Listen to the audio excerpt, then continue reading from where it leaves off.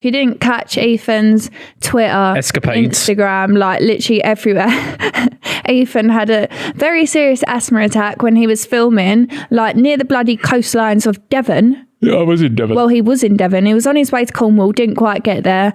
Started having a major asthma attack in a field with JJ, Harry, and who else was with Toby. him? And Toby. Well, lucky enough we had some crew there as well. Yeah, and thank God for the crew, because Harry and JJ were just laughing, weren't they? Just pissing themselves. Yeah, they were pissing themselves, so thank God there was crew there. But and he ended up hospitalised for like 3 nights. I was in there 2 nights. 3 days. 3 days, yeah. Then I said, we need to get home. We've got a daughter. So we left. Yeah. Got home in the evening and then been at home resting up since. Yeah. But yeah, I was very close to dying. Very close to dying. And I'm going to preface this with, I get that asthma is funny, right? Just breathe, I get it. Yeah. Because to people that don't have asthma, genuinely just breathe, like, because your brain and your body you've never felt what it feels like. I get it, man, it's funny, but for people that have had even just an inkling of it, will slightly understand. But most people's goes away with the little blue pump. You go, it temporarily releases your airways and you can sort of regulate and be fine again. I turn out to have life-threatening asthma that has been poorly managed my whole life. Yeah, so essentially Ethan doesn't just have like life-threatening asthma that one time. You actually have life-threatening asthma. Yeah, I think the proper name is acute severe asthma is what I now have. Yeah. And I didn't know, but so when I was in hospital, I was on steroid tablets and a new inhaler that has steroid powder in it. I went through my GP record yesterday when I was at the doctor's to go through it. I'd had the steroid tablets in 2011, so I must have had a bad attack then as well, which is years and years ago. So maybe I've just always had it to this degree, but it has just been poorly managed. And again, this isn't healthcare, it's my fault as well, because I just fucking go, get me a blue pump, crack on. Whereas I suppose it's caught up with me now. And I got triggered whilst we was filming a video, and it got to a point where I just couldn't breathe. I sort of got out of the car we was filming in. I think it was the fumes of the car that set me off, and then it was just downhill from then onwards.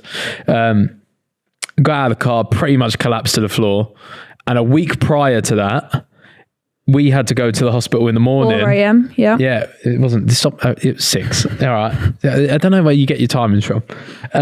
Me and Faith had to go to a hospital the weekend before when we was in Norfolk to get put on a nebulizer. You never just want to die around our house. No. Like, I'm actually scared to take you out of Essex now. Yeah, just in case I get the bucket. It's doing like the touring of the hospitals. So anyway, they whacked me on a nebulizer. A nebulizer, for people that don't know what it is essentially like a mask, but it's like it's pure liquid form of the drug that's for asthma people, helps you breathe, but it just goes directly into your airways. Done. Anyway, that was fine. I sat on that for 10 minutes, was like, cool, I'm ready, let's go. But that was because my pump ran out. And then this one was bad. This one was really bad. Collapsed to the floor. They said, all right, we're calling someone. Lucky enough, the ambulance got there in 20 minutes. I sat in the ambulance whilst the boys carried on filming. And I did say, I was like, just crack on and film, because it was my video that I was hosting. So it was kind of like, what do I do at this point? Because now I've got no control over the rest of the video. I hope it went well. We'll figure it out. But then I sit in the ambulance with these the 2 lovely helpers. They whacked me on the thing again, and they got my blood saturations and stuff. But nothing goes up after the thing, which is meant to. You're meant to sit on the thing. It's meant to go up. They went, I think we are going to have to take you in. Shit, man. Get in, put me in the A&E ward, and then they keep whacking the nebulizers on my face. But all that did was jack my heart rate up and make me feel even worse. And I got all sweaty, clammed me to the bed. Then I really, really, really couldn't breathe, like at all. So then they had to put me in a resuscitation ward to help me breathe. I got hooked up to cannulas and everything, ECG machines, the lot.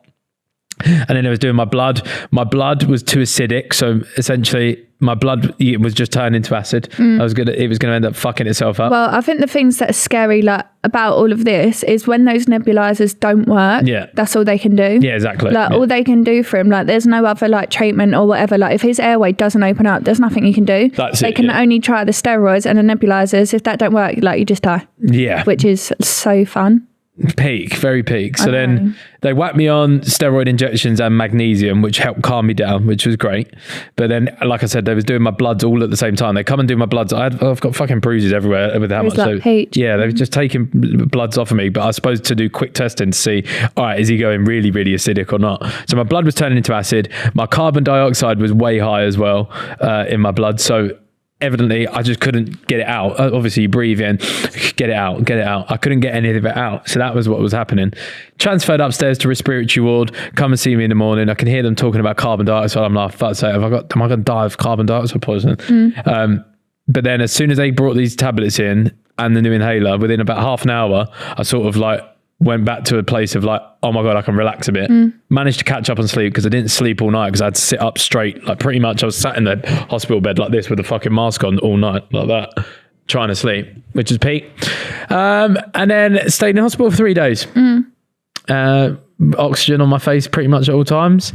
And then, yeah, cushy, alive. Yeah. Alive. All good, wasn't it? Yeah. And I drove up 5 hours to come see you. Yeah. I don't even like 30-minute car drives. I was like, oh no. No, you're not a good driver. No, not a good driver. I don't like driving, really. Yeah. No, but I mean like not a good driver is in like you just Anxiety can't be bothered. about You driving. can't be bothered doing it. It's not can't bother. I just think driving unnecessarily is dangerous, but obviously that was a necessity, so Thanks.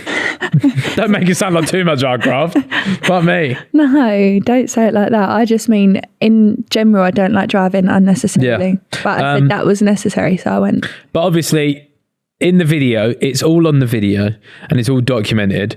The boys laugh at me. Again, they don't have asthma. I get it. It's funny. But this was one of the one times where it actually went a little bit south. It was quite bad. But it is funny because even Harry afterwards was like, he was texting me, wasn't he? He was like, you're home, right? And I was like, no. And he was like, oh my God. So I think he probably had like a little bit of like... Guilt. Not guilt, but like, again, I see some people on TikTok comment saying, because they did like an Ask the Sidemen on the way back. They're like, where is Ethan? Ethan's had a bad thing, whatever. A couple of them are giggling. They're like, they're right to call them colleagues because look at them. They left him and they're just laughing. Listen, it was my video. I told them to crack on. I said, don't worry. I'm fine by myself. Lucky enough one of the drivers that we had on the day and one of the helpers stayed with me at the hospital. That is hilarious. I think you should tell that story. Well, Ian is a driver for the company of the cars that we used, and they help us get everywhere for shoots as well. They'll carry like crew kit in it and stuff like that. Essentially, he stayed at the hospital with me that night and then booked into a hotel nearby and was there in the morning. Yeah. And he was essentially, because we thought I'd just be hospitalised and then I'd go home the next morning. It was when the doctor come round and went, you're not going home for like at least 2 nights. Yeah. And I was like, oh, okay. That's when I text you saying, I think you should probably come because they're not letting me out. Ian was just nearby. And but it's hilarious because you was like, oh, like my dying breaths are just going to be with Ian, the car driver. Exactly. Like, what am I going to do? What am I going to do? I've died. Yeah. I've died in Devon with Ian in a nearby hotel. Yeah, it was funny because obviously I wasn't going to sit and watch you breathe the next day. I've already done one day with him. So on to the next day, I was like, oh, let me go and get us some nice food. So I went and got some Wagamamas for us. I went into the city centre and everyone was like, why are you here? And I was like, oh, like Ethan's died. But he's fine. Ethan's died, but he's back. Yeah, he's back. Essentially, real palaver. Feel loads better now. Way, way better. Yeah. Feel happy that I've got a new thing now where like I know it's working. Like I feel incredible. Yeah. So essentially I take 2 puffs in the morning, 2 puffs at night of this mega thing. But then when I was just using the blue one throughout the day, I'd have like periods of like, oh, I need it. I haven't felt like that once. So it's evidently doing its thing. Yeah. All my inflammation seems down. My whoop's telling me good things. Yeah. So we are on the up. We're alive and we are managing our asthma. Wow. Good job. Yeah. Let's go, King.